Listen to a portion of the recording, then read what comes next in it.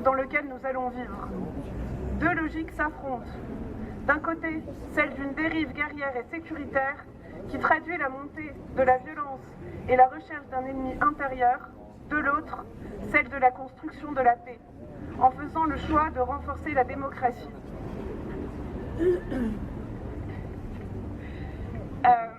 C'est avec la conviction que céder à la peur reviendrait à tomber dans le piège tendu par les terroristes que nous défendons la seconde option. Nous rejetons la modification de la Constitution, la déchéance de nationalité ou encore l'escalade militaire en Syrie. Nous refusons un état d'urgence permanent. Quand des Français commettent des actes terroristes, il faut interroger notre propre société. Les solutions sécuritaires imprégnées de racisme et de discrimination sont éculées et inefficaces. Nous sommes étonnés que M. Hollande annonce des moyens supplémentaires pour les dispositifs policiers, mais pas pour davantage d'éducateurs, d'associations, de services publics qui préviennent le plus efficacement les dérives sectaires et fondamentalistes. Nous proclamons haut et fort, il faut s'attaquer aux causes des injustices sociales criantes, aux racines de ceux qui permettent à des forces obscurantistes de prospérer sur les dégâts causés par les guerres. La force, ce n'est pas d'adopter un ton martial et de dérouler le tapis aux courants réactionnaires. C'est d'affronter avec lucidité et détermination les menaces ici et ailleurs avec tous les acteurs responsables. L'heure est à reconstruire un tissu social de solidarité durablement affaibli par des politiques d'austérité. Et l'état de droit n'est pas désarmé face au terrorisme. Il est indispensable de revoir les moyens humains et les missions des services de renseignement, de police et de justice. Mais ces mesures ne nécessitent en aucune façon de remettre en cause les libertés individuelles et collectives. Elles doivent s'accompagner, au contraire, de plus de liberté, de démocratie et de solidarité. Nous refusons que notre génération soit habituée à un climat d'exception. Pour lutter contre le terrorisme, la responsabilité de notre génération est de construire la paix et la justice en France et partout dans le monde.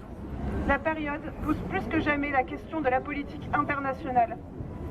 La France ne doit pas reproduire les interventions militaires américaines désastreuses de l'après-11 septembre. Nous refusons les ventes d'armes et les coopérations économiques avec les pays qui financent les groupes terroristes. Notre diplomatie doit être au service de la paix, dans le cadre du droit international. Au Moyen-Orient, nous devons soutenir les Kurdes et tous les défenseurs de la démocratie qui luttent contre Daesh. À l'échelle du monde, nous devons soutenir toutes les forces qui agissent dans le sens d'une paix juste et durable, notamment en Palestine. L'heure est plus que jamais à favoriser un accueil digne et massif pour les réfugiés qui fuient les guerres de par le monde entier. La paix et la justice doivent également être les boussoles des politiques à l'intérieur du pays. Après le choc des assassinats, comme après les attentats de janvier, beaucoup de voix s'unissent pour citer la devise de la République. Liberté, égalité, fraternité. L'urgence est de la rendre réelle pour l'ensemble des jeunes. L'éducation doit être une priorité politique. Il est grand temps d'agir pour la sécurisation de nos parcours professionnels et de vie.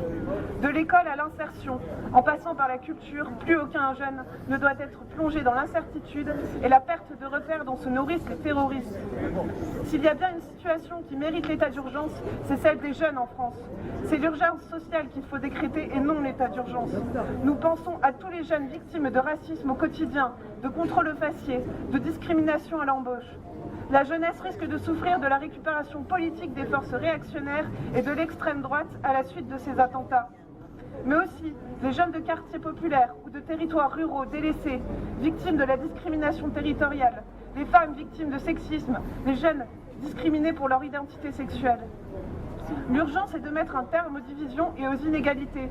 Nous avons des solutions et plus que jamais, nous, la génération de la crise, nous refusons d'être celle de la guerre. Nous appelons à la constitution d'espaces d'échange, de débat et d'engagement ouverts à l'ensemble des jeunes pour que la société de demain ne se construise pas sans nous. Un plan d'action liberticide, sécuritaire et guerrier. Dans les jours qui ont suivi, Hollande et Valls nous ont ordonné de nous rallier à leur union sacrée avec les Sarkozy et les Le Pen. Il fallait agiter le drapeau bleu-blanc-rouge. Il fallait soutenir sans réserve les bombardements en Syrie.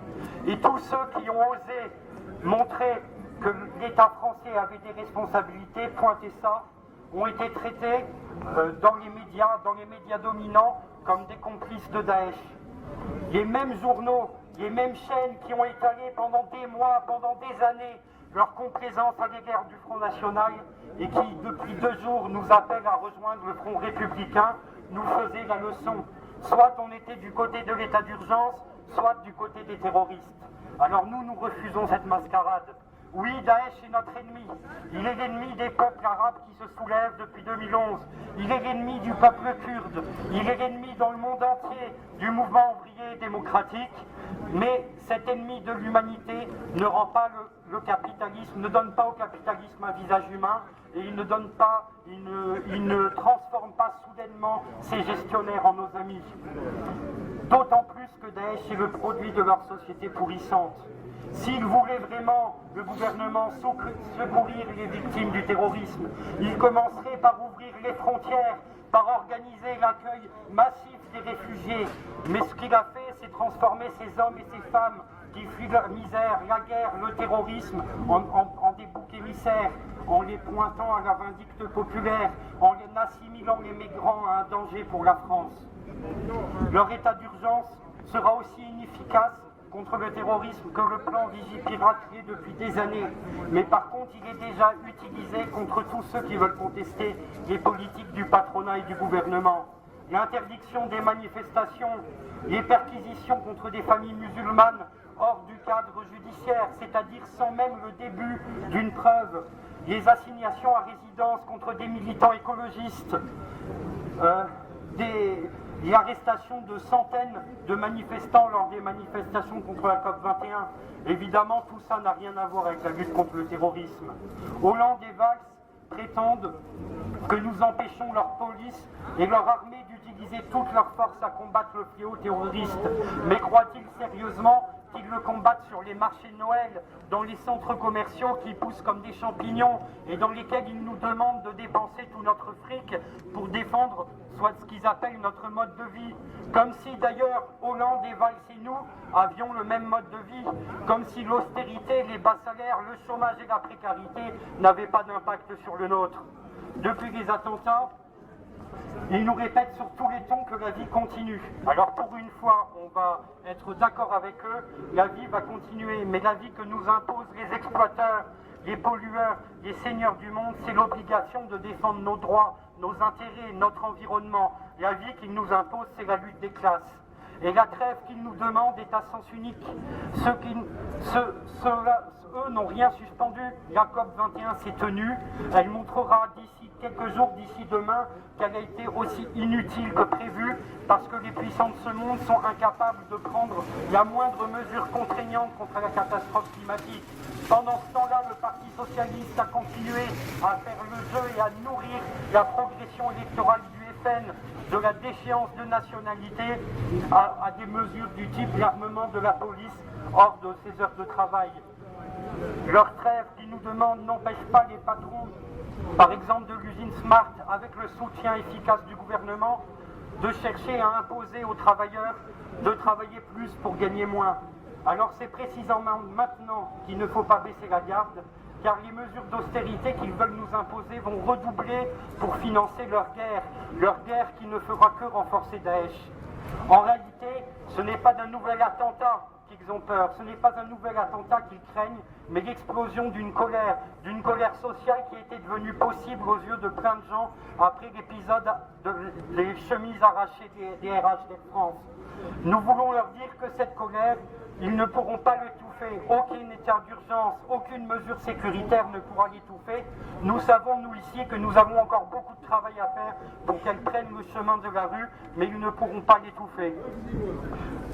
Et je voudrais finir en disant, préparons dès maintenant une nouvelle manifestation, des nouvelles échéances contre l'état d'urgence, un mouvement national pour la levée de l'état d'urgence, pour qu'ils comprennent qu'on ne nous bâillonnera pas. La meilleure façon de défendre notre droit à manifester, c'est encore de l'utiliser. Oui.